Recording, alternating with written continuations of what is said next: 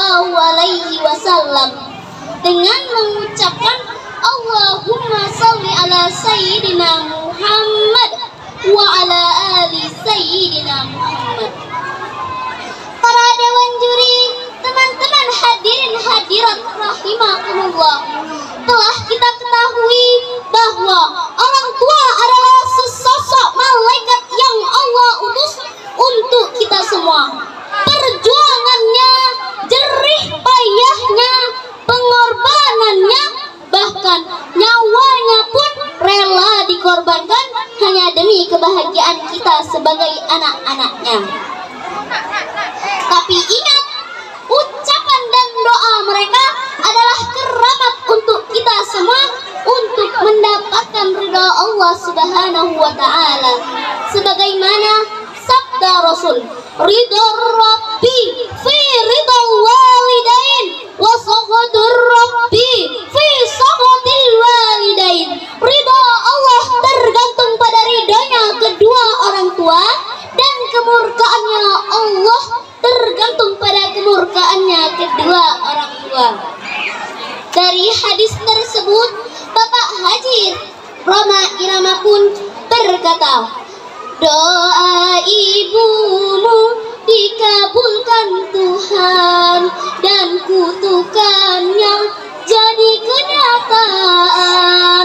Oleh karena itu, kewajiban kita adalah taat dan patuh kepada kedua orang tua dalam rangka tidak untuk bermaksiat kepada Allah Subhanahu wa Ta'ala, dan ini tidak bisa ditawar-tawar lagi.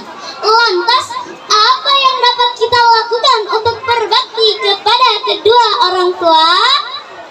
Pertama, buat orang tua bangga dengan selalu belajar dengan giat. Dengan belajar, kita akan mencapai prestasi. Dengan belajar, kita akan menjadi mandiri. Dan dengan belajar, ridha orang tua setia menanti. Yang kedua, selalu mendoakan kedua orang tua, terutama setelah sholat. Dan doanya adalah Rabbil firli wali walidayya warhamhuma kama rabbayani shaghira. Yang ketiga, jangan pernah melontarkan kata-kata yang kasar, apalagi sampai menyakiti hatinya. Dan yang terakhir, jagalah adab kita kepada kedua orang tua. Bertutur kata yang santun, bersalaman ketika pergi dan pulang sekolah, dan berusahalah agar senyum manisnya terus menghiasi wajahnya. Jangan bangga menjadi anak yang pintar jika masih membuat orang tua sedih. Jangan bangga menjadi orang yang sukses jika lupa kepada orang tuanya. Tapi banggalah menjadi orang yang dapat selalu membahagiakan kedua orang tuanya. Demikian tausiah ini, semoga Allah selalu menjaga kita untuk mengangkat derajat kedua orang tua kita semuanya.